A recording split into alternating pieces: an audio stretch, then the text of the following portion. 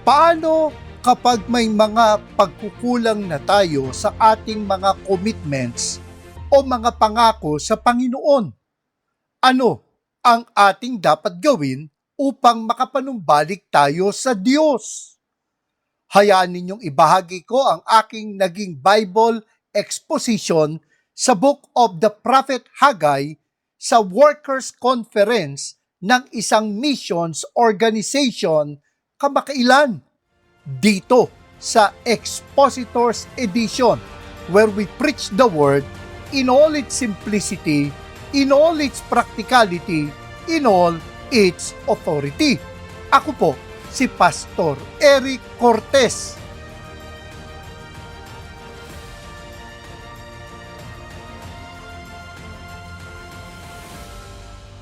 Have you ever promised something to the Lord and then you failed to follow through your commitment?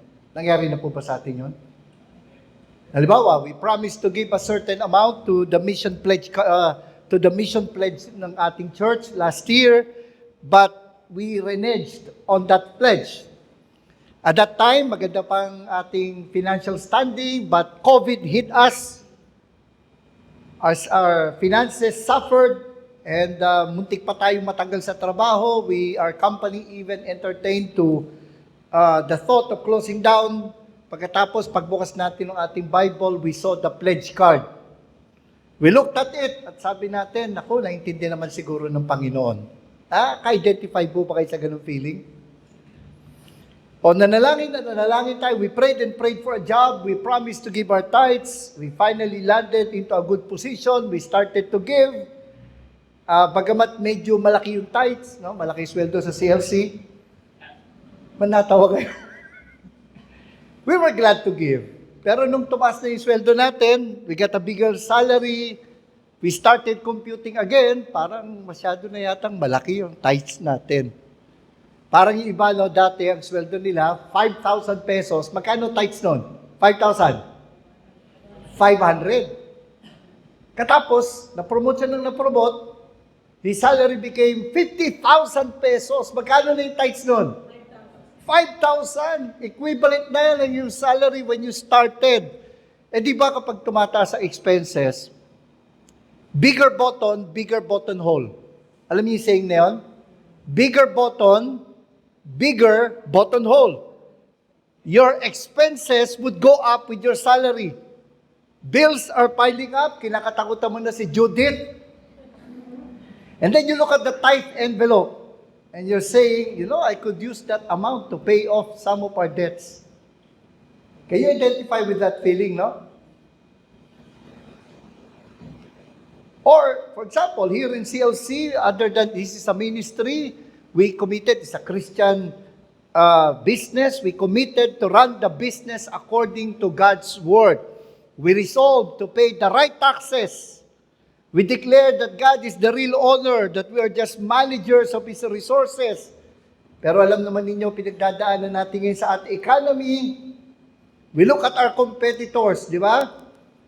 Nag-uusapan nga namin ni Kuya Boy kasi, of course, may mga competitors tayo na kahit sa online, di ba? Yung mga libro na mahal sa Amazon din, no? Pagtingin mo doon, 100 pesos lang, kumpleto ka na, no? Grabe! We know they're cheating. And we cannot afford too much those prices.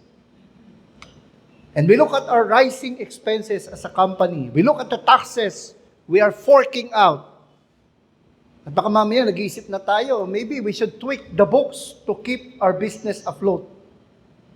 Of course, hindi lang naman puro pagkukulang sa pangako sa Panginoon. Oh, maybe we're doing better. Actually, I was telling Kuya Boy nung nakita kami, na kung tutusin, knowing some of your competitors, talagang lumalaban pa ang CLC. Amen?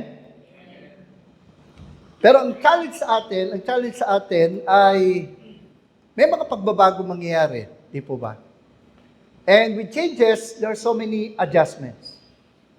At sa mga panahon na yon, if we're honest to ourselves, we really have to evaluate yung ating priorities. We really have to look into the way we're serving the Lord. Baka mamaya dumating na tayo sa punto that God is no longer first in our lives. Na baka mag-degenerate na ang ating ginagawa. Kasi alam ko talaga, sa CLC noon, actually, kinonsider ko rin noon, di ba, na kung mag-missionary dito. Kasi mga tauhan dito, talaga naman, ang status, di ba, missionary? Baka nakakalimutan na natin, missionary tayo. Baka because of that, we have misplaced priorities in life. And as a result, we are no longer passionate for God. We just want to do our job.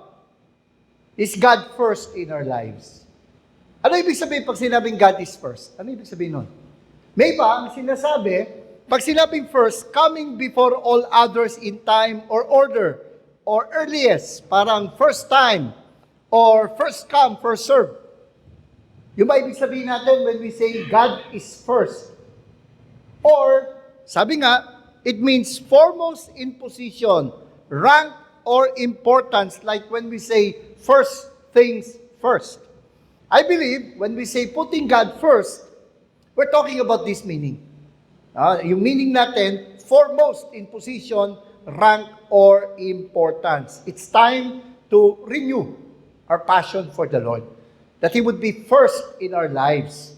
When we say that God is first, we are not saying that merong number 2, merong number 4, di ba? Number 3, merong 2 today, 2 tomorrow, 2 forever. Alam niyo ba yun?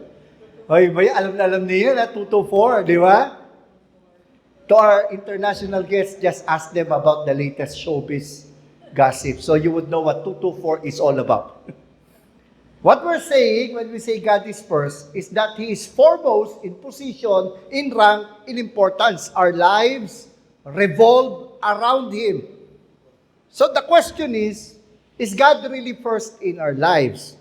At kung makikita natin that compared to last year, it appears that our love for Him is getting colder, then how can we rekindle or renew our passion for Him? This morning, we will look into the challenge God sent through the prophet Haggai to a group of people who started well, but almost did not finish well because they failed to put God first. Kasi they lost esteem. Yung passion nila kinapos. In the Philippines, tawag natin itong banderang kapos.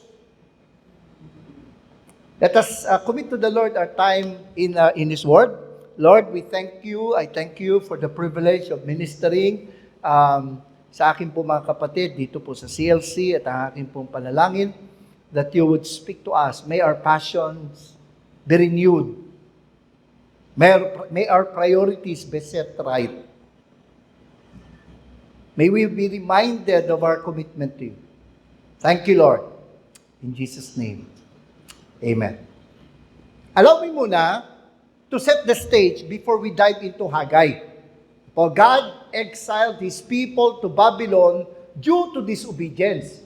At ang sabi nga ng Panginoon, may promise siya, even if He punished them for their disobedience, still the Lord is gracious and He promised them this. Sabi po sa Jeremiah chapter 29, verses 10 to 11, sabay-sabay po natin basahin, 1 to go. For this is what the Lord says. When 70 years for Babylon are complete, I will attend to you and will confirm my promise concerning you to restore you to this place. So sabi ni Lord, you will only last in exile for 70 years. And the reason behind it, ang sabi po, for, basahin natin, I know the plans I have for you. This is the Lord's declaration. Plans for your well-being, not for disaster, to give you a future and hope. Now, mapapansin natin, may mga tao nowadays that would say, this is not applicable to us. Of course, I understand. The context was about Israel or Judah specifically being brought back from exile. Nandun na tayo. That was the then and there of the passage. Yan po yung noon doon ng ating binasa. Pero hanggang doon na lang ba yun? Always remember that the Bible may not be written, many portions of the Bible may not be written to us, but still, it has lessons for us. At ang lesson dito is the faithfulness of God because God fulfilled His promise. Exactly on the 70th anniversary of their captivity, King Cyrus of Persia issued a decree. Ang sabi sa Ezra chapter 1, ang sabi ito, in the first year of King Cyrus of Persia, in order to fulfill the word of the Lord, spoken through Jeremiah, the Lord roused the spirit of King Cyrus to issue a proclamation throughout his entire kingdom and to put it in writing. Ni-reference ni Ezra yung promise sa Jeremiah chapter 29. At ang sabi ni Cyrus, any of his people among you, may his God be with him, and may he go to Jerusalem in Judah and build the house of the Lord, the God of Israel, the God who is in Jerusalem. And because of that, almost 50,000 Jews went back to Jerusalem. And 2 years later, they started work on the temple. And isa sa una nilang ginawa, once they were settled, they started rebuilding the temple.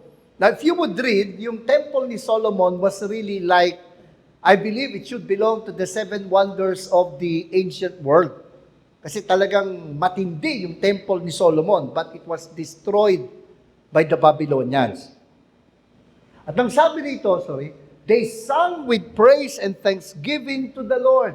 For He is good, His faithful love to Israel endures forever. And then all the people gave a great shout of praise to the Lord because the foundation of the Lord's house had been laid. But, anong sabi dito?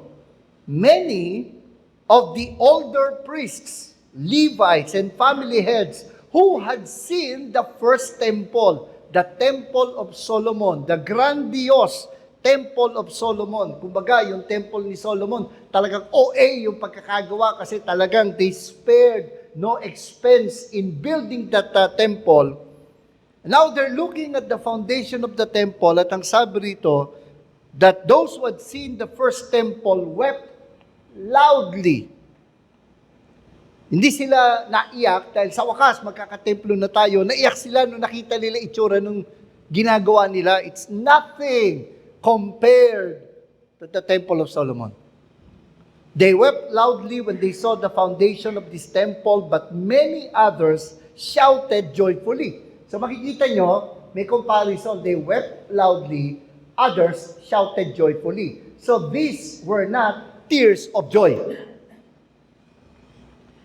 And gano'n na lang kalakas yung iyakan nila, the people could not distinguish the sound of the joyful shouting from that of the weeping, because the people were shouting so loudly and the sound was heard far away.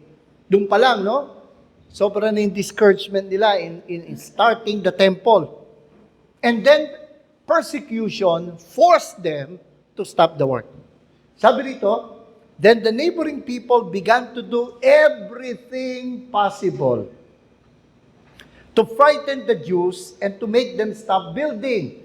They kept bribing government officials to slow down the work. And in fact, yung enemies nila even got a restraining order. They wrote the king at that time, Artaxerxes, accusing the Jews that the rebuilding of the temple was an act of rebellion. And so the king issued a cease and desist order. At ang sabi rito, they immediately went to the Jews in Jerusalem and forcibly stopped them.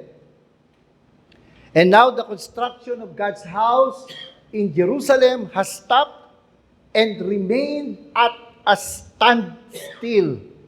Remained at a standstill until the second year of the reign of King Darius of Persia.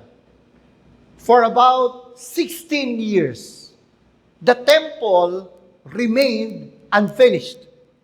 Nakatiwangwang lang yung kung ano pa yung inabot nung tinatayo nila. For 16 years. And so God sent the prophet Haggai to call the people to finish the work. At ito pong Haggai, it is composed of 4 sermons. And we can divide it into 2.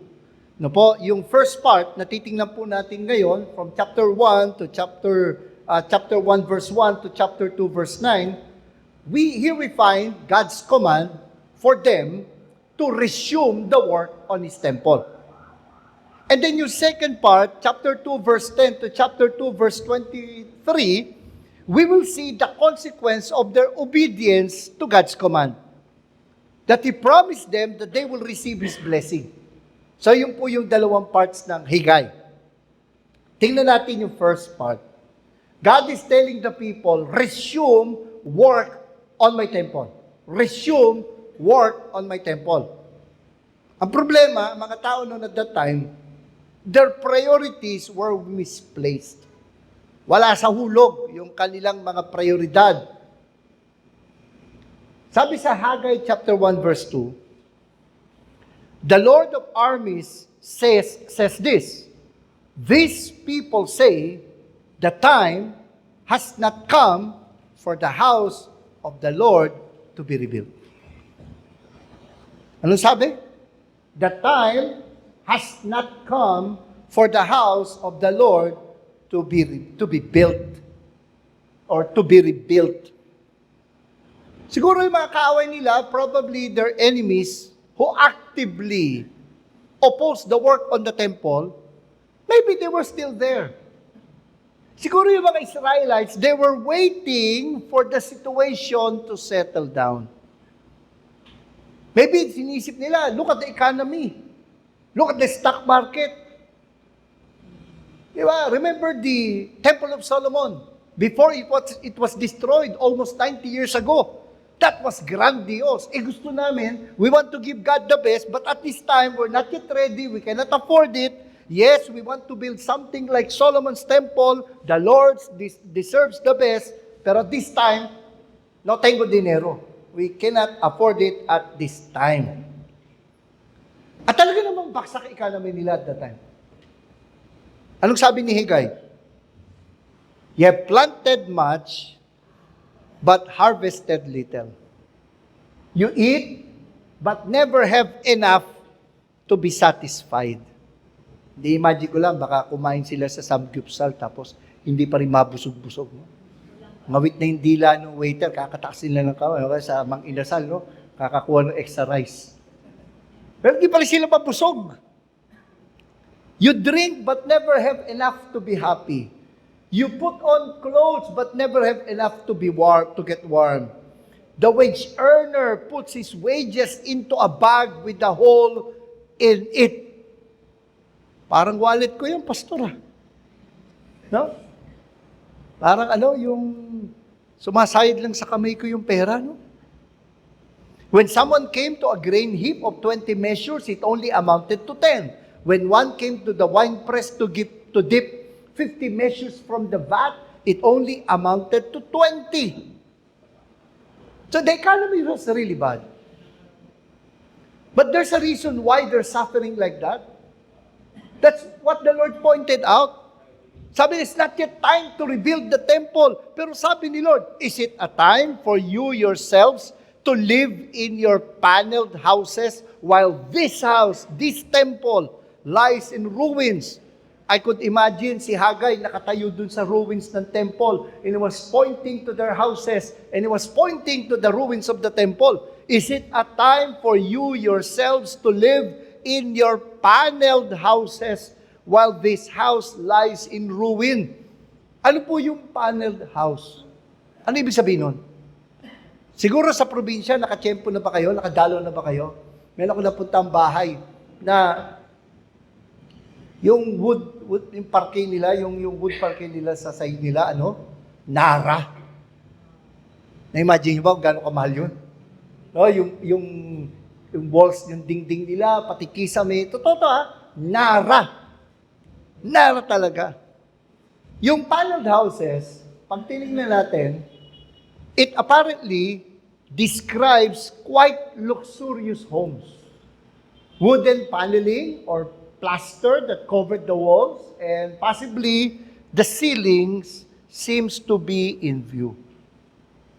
Ang mabigat, there's a possibility that the materials used for those houses were actually meant for the house of God.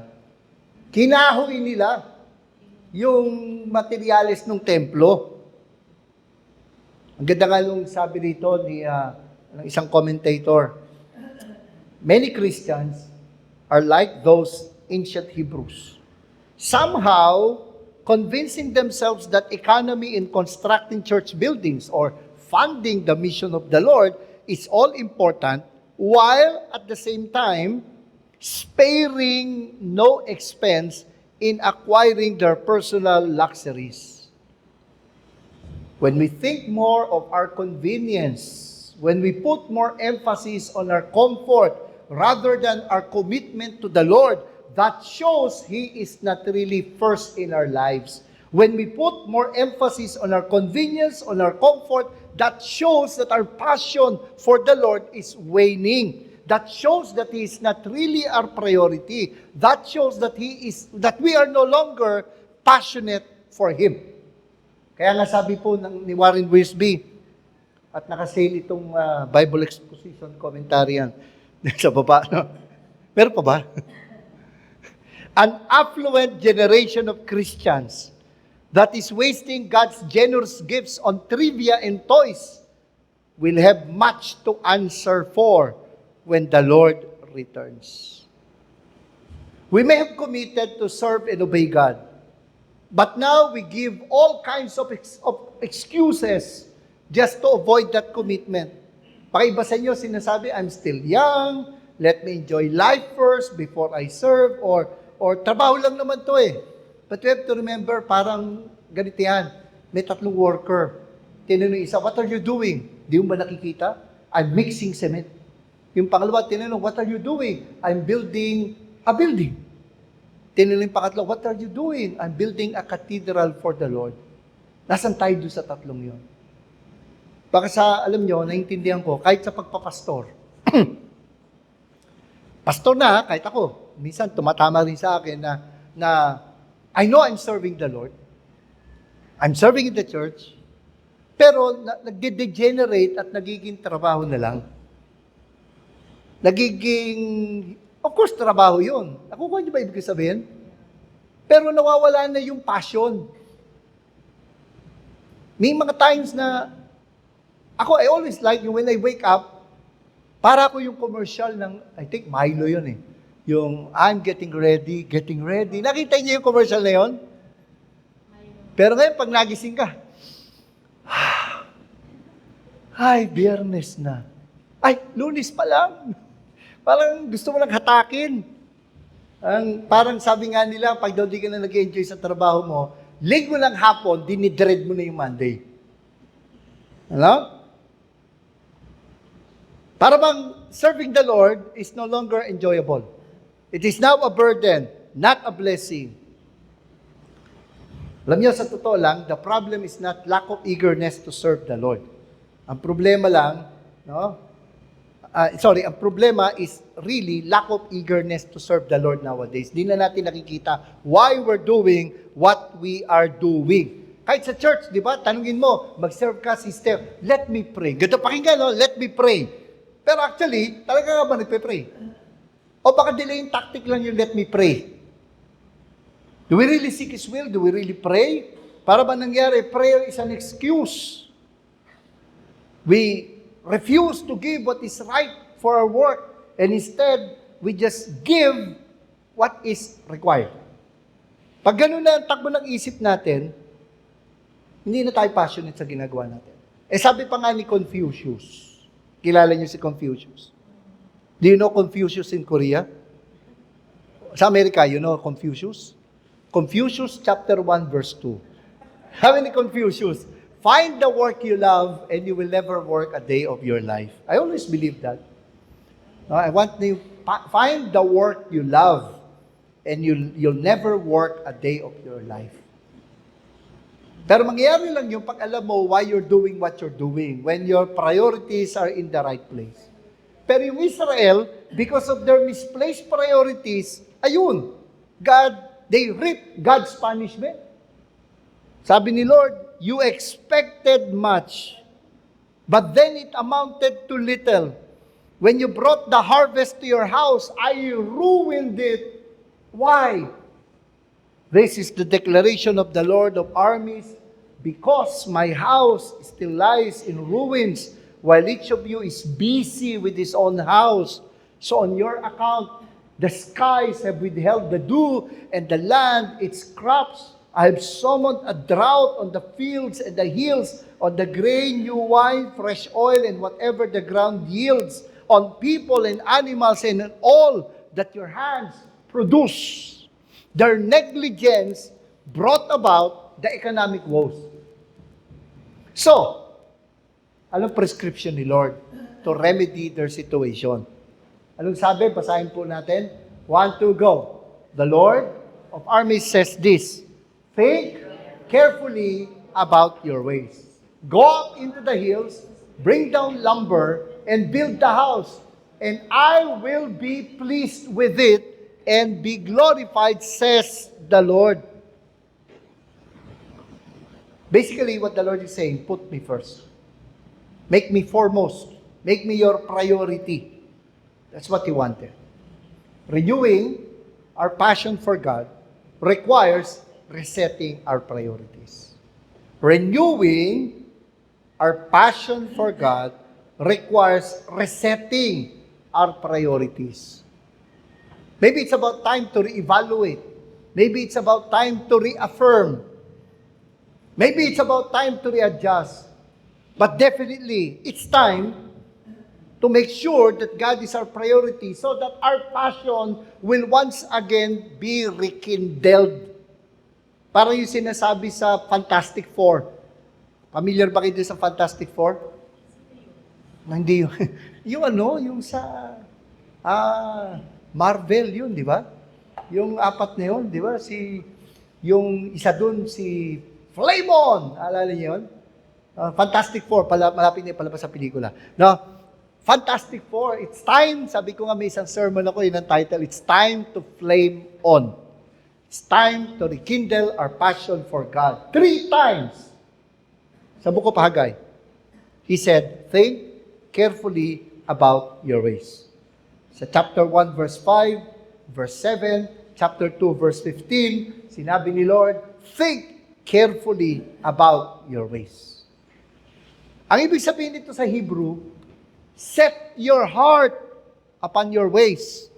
An injunction calling for the utmost degree of reflection and attention. This annual conference is a time to once again recalibrate our hearts to make sure that we're still on the right track. To get a heart check and see if our passion is still at burning hot temperature. Set your heart upon your ways. Think carefully about your ways. Consider your ways. It's time to take a hard look at what we are doing and why we're doing what we're doing. Because yung pinaprioritize natin, what we prioritize shows what we value. Sabi nga nung mentor ko, si Dr. Ramesh Richard, people do not what they say they believe. They do what they value. People do not what they say they believe. They do what they value. How do we know what we value? Where do you spend your time? Where do you spend your talents? Where do you spend your treasure? Kasi sabi nga, if you say, I have no time, you're actually saying, it's not my priority. So we really have to reflect. Ito ba mga ginagawa natin, does it really reflect my values? Does it show what matters most to me? What does it say about my relationship with God and others? Now, after re-evaluating, either we repent or we rejoice. Repent if we realize that we have misplaced priorities, that we have not put God first. Rejoice if we see that we are on track, and then let us respond accordingly. Just like the people nung time ni Haggai. Ang sabi, then Zerubbabel, son of Shealtiel, the high priest Joshua, son of Jehozadak. Kapag hindi nyo alam paano i-pronounce, basahin nyo lang na mabilis. Yung style dyan eh.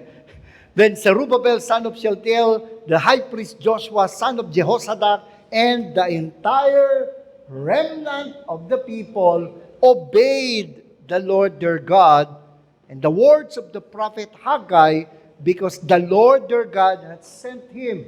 So the people feared the Lord. And as a result, they began work on the house of the Lord of armies of their God. What is the Lord telling us now? Ganda nung ating theme, renewed. Is God asking us to renew our commitment to Him? Is it time to rekindle our passion, to keep the fire burning? Yung bang ating passion in serving God, parang uling na medyo nawawala na yung pula at kailangan na natin paypayan ng husto? Is God commanding us to do something for Him? And when we do so, we will receive God's blessing. Kasi nga, tanda natin, renewing our passion for God requires resetting our priorities. Or, sabi nga, seek first the kingdom of God and His righteousness, and all these things will be provided for you. We'll discuss the second half of Haggai sa Wednesday. Mga kapatid, today God is first. Today, not yesterday. We cannot change the past. It's a good thing if yesterday God was first. But if it is not so today, we have a problem. Yet even if He was not first yesterday, He can be today. Today God is first. Today, not tomorrow. It is a good thing to commit to Him, to make Him first the rest of our lives. But tomorrow may never come. Making a commitment for tomorrow, baka mamaya, tomorrow pa. Para ano lang yan, I'll diet tomorrow. Di ba? But always remember, what we do today determines our tomorrow. Would you renew your passion for God? Bukod pa sa YouTube, ang Expositors Edition ay napapakinggan sa CARE 104.3 D-Way FM sa Bicol at sa 1116 DXAS, your community radio sa Zamboanga, Basilan, Sulu at Tawi-Tawi. Balikan natin ang ating pagtalakay sa Book of Haggai. You know, there are times we treat God as like an add-on in our lives. We want a convenient God. We want someone who would not disturb our lives, our daily routine. Yes, we will pay our dues. We will faithfully go to church. We will give our tithes and offering. But we want it our way. We don't want this God to dictate what He wants from us. It is good to have Him with us, of course. We want Him to bring us to heaven. Yet here on earth, we want a comfortable life. Yes, we will receive His blessing. We want Him to help us deal with our problems. We want to be pampered. But as far as His commands are concerned, we ask for more time to think about it. Kapag may challenge ka mag-serve, sasabihin niya, I'll pray about it. Minsan I wonder, at the back of my mind, I'm thinking, will he really pray?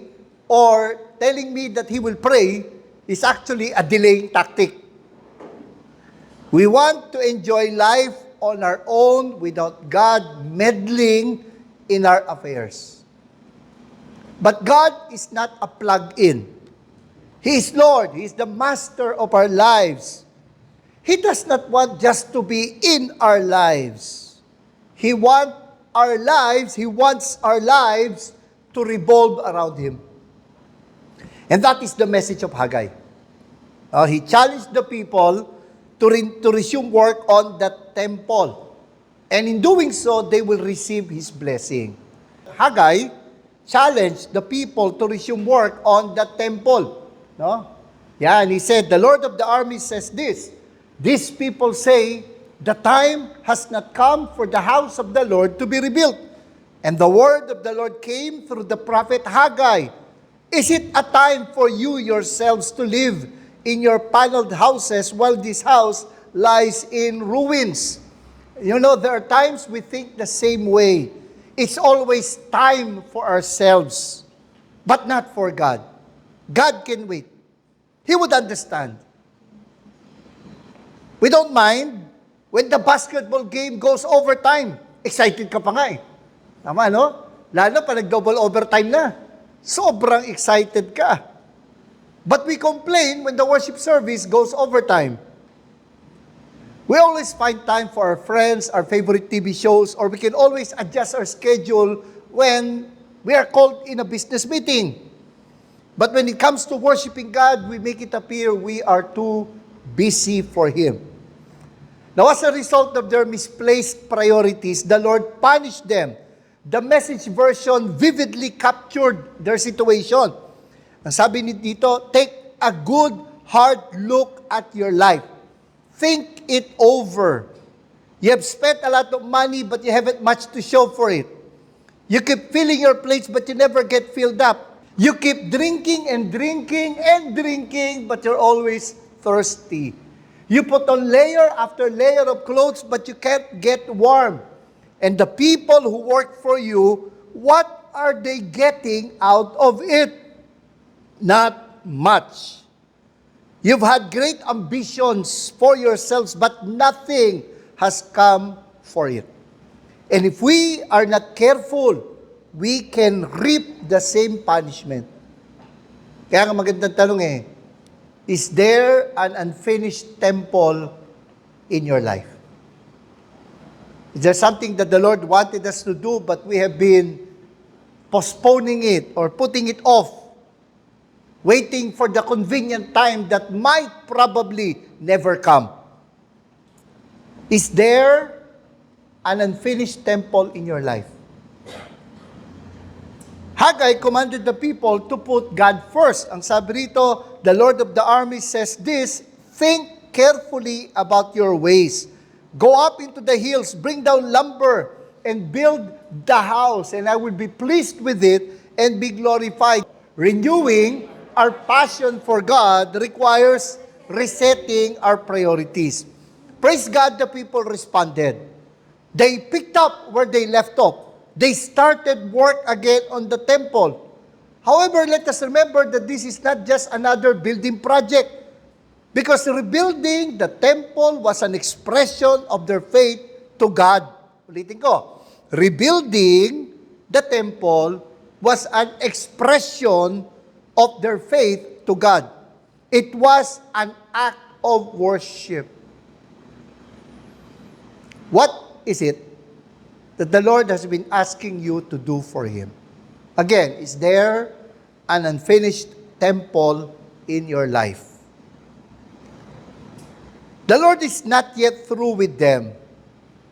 Now, He dealt with them as a nation, corporately, and He dealt with them personally. It has been around 4 months since they started work on the temple.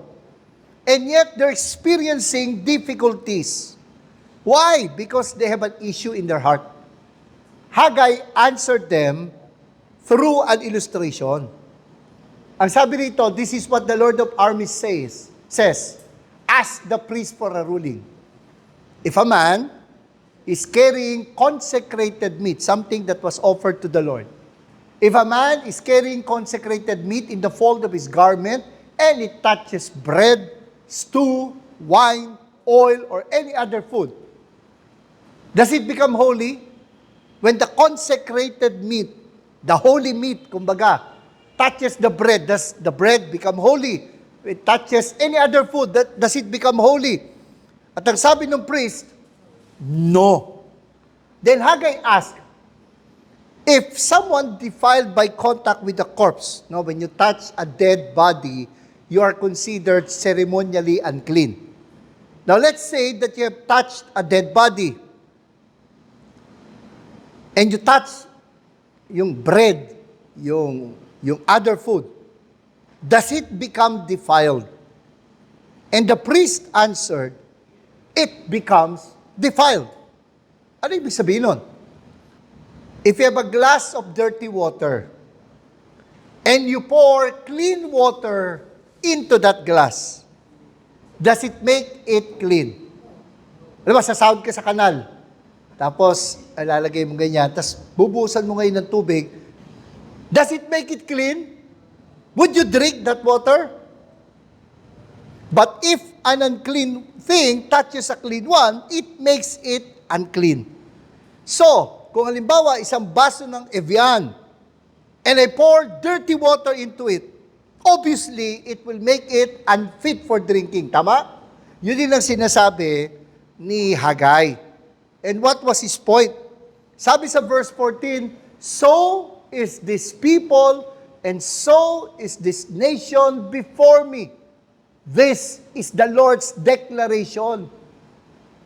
And so is every work of their hands. Even what they offer there is defiled. The temple is clean. But even if they work on the temple, that doesn't make them clean. They have to deal with their sin. So, ganun din naman halimbawa sa church. Sa church, you have to remember this. Even if you're living a secret, immoral life, you might wonder why God would still, quote-unquote, bless your ministry. Kasi we have to remember this, and it's very hard to admit and accept. Giftedness is not an indication of character.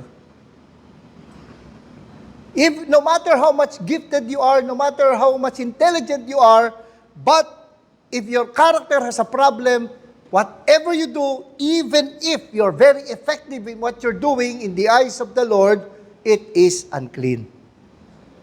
Kaya, ang sinasabi nga dito, they have to deal with their sin. They have to deal with the fact that their passion from the Lord needs to be renewed. Kasi it is a sin when our hearts grow cold from God. Kasalanan kapag nanlalamig ka sa Panginoon. Yung a heart that no longer loves the Lord the way the heart loves Him before, sabi ni Lord, that is a cause for repentance. So, ang sabi rito, they have to deal with their sins, they have to confess it before God. As Warren Wiersbe wrote, it is not enough to do God's work. We must do it, God's work, with clean hands and a pure heart. Unconfessed sin is one of the greatest obstacles to accomplishing the Lord's work. Ano sinabi po dyan? Oo, parang quote-unquote pinagpala, lumawak yung ministry, marami na pagpala, pero ikaw mismo na naglilingkod, hindi ka pinagpapala doon sa ginagawa mo. Yes, you're doing God's work, but the question is, are we doing God's work with a heart that pleases God? With the kind of heart that God wants. Kaya nga sabi ni Warren Wiersbe again, it is not enough to do God's work, we must do it with clean hands and a pure heart. Unconfessed sin is one of the greatest obstacles to accomplishing the Lord's work. Some of us served God or give to Him out of guilt. We know we need to settle some things with God, but we could not give up a bad habit or a pet sin. We know we need to deal with certain issues with our lives, but we won't do it. So ang ginagawa natin, for example, may ibang tao, they get so busy at work, they miss out on worship, so they try to compensate with a big giving. Di ba? Giving big offerings. And they think it would offset their shortcomings. Ginagawa ng mga politicians yan. They're generous to religious organizations to make up for their corruption. But the Lord's answer through Haggai is, no, that's not enough. You need to confess and commit. It is because we are to serve God out of devotion, not out of duty. We are to serve God not out of duty, but out of devotion. We are to serve God not to soothe our guilty conscience, but to show gratitude for what God has done for our lives. Is there an unfinished temple in our lives? Is there something that we need to confess before God? And when the people decided to put God first, when the people decided to renew their passion, God told them, receive my blessing. And it's one of my favorite verses sa Bible. Is there still seed left in the granary? The vine, the fig, the pomegranate, and the olive tree have not yet produced. But from this day on, I will bless you. Dito sa context ni Haggai, the blessing, the provision, was not only for their personal needs. It was for the rebuilding of the temple. Ang ganda nung sinabi ni Lord, for the Lord of the armies says this, once more, in a little while, I am going to shake the heavens and the earth, the sea and the dry land. I will shake all the nations so that the treasures of all the nations will come, and I will fill this house with glory, says the Lord of armies. The silver and gold belongs to me. This is the declaration of the Lord of armies. Remember, di ba? Nasira yung temple ni Solomon. It was really grandiose. Tapos they cried because what they were building is nothing compared to that temple. And yet the Lord said that He will fill this temple with His glory. Of course, pag tinignan mo yung verse na to, this promise ultimately refers to the future millennial temple to be erected after the second coming of Christ. Pero one thing that amazes me dito, may partial fulfillment ito nung panahon na yun. God really shook the nations. Alam niyo nangyari? Eh di ba nga, bakit na-delay ang pagtatayo ng templo? Bakit? Opposition. Tama? Nas, kinusap sila ni Lord, after 2 decades, start nyo rin temple. They started. And they were crying because they looked at the temple they're building and it is nothing compared to the temple of Solomon. And then God gave this promise.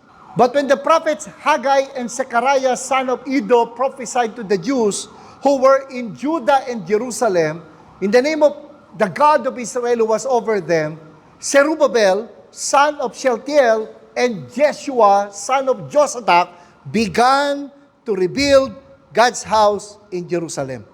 The prophets of God were with them, helping them. Isa na doon si Haggai. At that time, Tattenai, the governor of the region west of the Euphrates River, Shethar-bozenai and their colleagues came to the Jews and asked, who gave you the order to rebuild this temple and finish this structure? What emboldened you? Anong pumasok sa isip nyo? Tinatayo nyo ito uli? Anong karapatan yung itayo uli yung templo?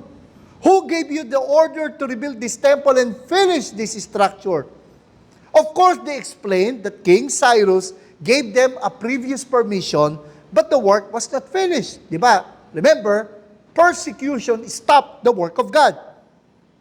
Isipin niyo kung kayo si Zerubbabel. He was the governor overseeing the project. Zerubbabel might be getting discouraged. Kasi remember, about 20 years ago, napigilan yung pagtatayo nung templo. Siguro iniisip ni Zerubbabel, oh no, yan na naman, not again. But God encouraged Zerubbabel through Haggai chapter 2, verses 21 to 22. Ang sabi ni Haggai kay Zerubbabel, speak to Zerubbabel, governor of Judah, I am going to shake the heavens and the earth. I will overturn royal thrones and destroy the power of the Gentile kingdoms. I will overturn chariots and their riders, horses and their riders will fall, each by his brother's sword. Basically, God assured Zerubbabel that he would take care of the enemies of Israel. Not only that God will provide, God will also protect. Kaya lang, hindi sumuko yung mga kaaway nila. Hindi nila tinanggap yung katwiran nila na, pinayagan kami. We were given permission And so Tattenai wrote King Darius, the one reigning at that time, to check the royal records if there was indeed such an order in the past. At ito yung na-miss ako dito What happened next was a miracle of God's provision. Not only did the king confirm, pinacheck niya yung records, nandun nga sa record, there was an order to rebuild the temple. Kaya the king ordered Tatinay, Governor Tatinay of Western Province and Sitar-Bozenay, you and your advisors must stay away from the temple. Binigyan sila ng restraining order. Stay away. Let the Jewish governor and leaders rebuild it where it stood before and stop slowing them down. Grabe. But wait, sabi sa commercial. But wait, there's more. Not only did the Lord protected them through the king, the Lord provided through their enemies. Ang sabi rito, starting right now, sabi ng king, I am ordering you to help the leaders by paying their expenses from the tax money collected in Western Province, and don't fail to let the priests in Jerusalem have whatever they need each day, so they can offer sacrifices to the God of heaven. I want them to be able to offer pleasing sacrifices to God and to pray for me and my family. And then the king threatened the enemies. If any of you don't obey this order, pag sila ginalaw nyo, pag sila hindi nyo binigay yung kailangan nila, if any of you don't obey this order, a wooden beam will be taken from your house and sharpened on one end. Then it will be driven through your body, and your house will be torn down and turned into a garbage dump. Mangyayari sa kanila yung ginawa nila sa templo. Winasak nila at naging basurahan. Sabi pa ni King Darius, I ask the God who is worshipped in Jerusalem to destroy any king or nation who tries either to change what I have said or to tear down His temple. Grabe yung sagot ni Lord, no? The Lord indeed shook the nations. Kaya nga, totoo yun. Truly, when God calls, God enables. He provided for the rebuilding of the temple and He protected the nation. And 4 years later, they completed the temple. Mga kapatid, renewing our passion results in reaping His promises. Renewing our passion results in reaping His promises. And not only provision, not only protection, God also blessed Zerubbabel with the promotion. Ang sabi rito, on that day, this is the declaration of the Lord of armies, I will take you, Zerubbabel, son of Shealtiel, my servant. This is the Lord's declaration. And make you like my signet ring, for I have chosen you. This is the declaration of the Lord of armies. Ganda ng assurance ng Lord kay Zerubbabel. I have chosen you. And that's why Zerubbabel should not give up. Ano ba yung signet ring? What's a signet ring? No? Nakita na rin kayo, pero hindi siguro sing-sing. Kapag Chinese yung doktor, tapos pumirma halimbawa sa reseta, meron siyang parang stamp. Pa-cube yun eh. No? That's a signet ring. Yan yung hari naman, ganito, a signet ring, binibigay niya yun sa sino mang pinagkakatiwalaan niya at siya yung kumbaga parang executive secretary na pipirma on behalf of the king. A signet ring was what kings used to designate royal authority and personal ownership. So sinasabi ni Lord kay Zerubbabel, I'm promoting you, you belong to me. A signet speaks of authority and honor. God gave Zerubbabel authority to finish the temple. And if you look at the big picture, God gave His Son authority to save the lost and build this temple, the church. Alam nyo, minsan, maninindigan tayo sa tama, it may not be popular, gagawa tayo ng mga mahihirap na desisyon, you would make tough decisions that would cause people to criticize us. It was hard, you would be tempted to give up, but choose to trust God. And like Zerubbabel, I believe God will lift you up. He will be the one to promote you. He'll be the one to defend you. He will be the one to vindicate your name. And that decision would prove to be right. Paala si Lord mag-defend. Don't overcome evil by evil. Don't be overcome by evil. Overcome evil with good. Because the Lord said, vengeance is mine, I will repay it. More than the provision, more than the protection, more than the promotion, God also promised His presence. Sabi niya kay Haggai, sabi niya sa mga tao through Haggai, then Haggai, the Lord's messenger, delivered the Lord's message to the people, I am with you. This is the Lord's declaration.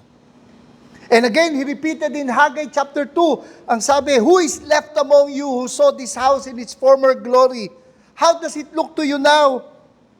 Does it seem to you like nothing by comparison? Pero sabi niya, even so, be strong, Zerubbabel.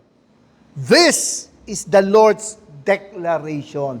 Be strong, Joshua, son of Jehozadak, high priest. Be strong, all you people of the land. This is the Lord's declaration. Work. Work. For I am with you. The declaration of the Lord of armies. This is the promise I made to you when you came out of Egypt. And my spirit is present among you. Don't be afraid.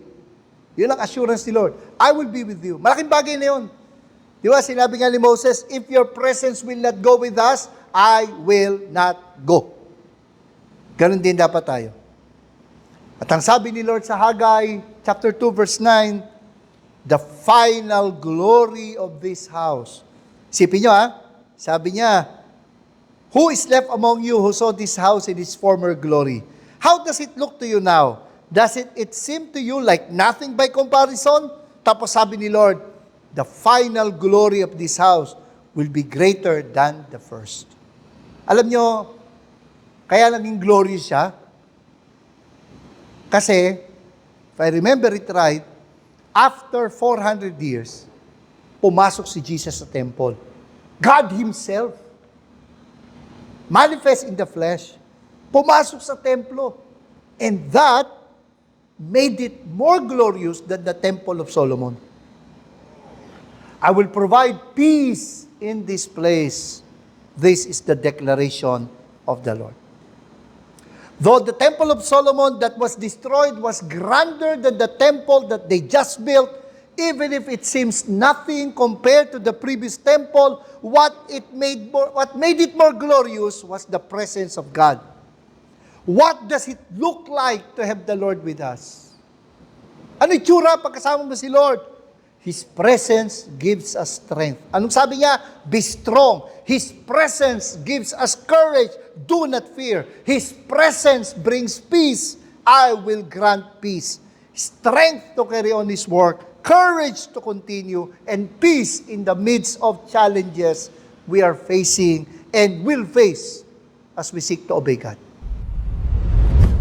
Kayo ay nakikinig sa FEBC Philippines o Far East Broadcasting Company, Philippines.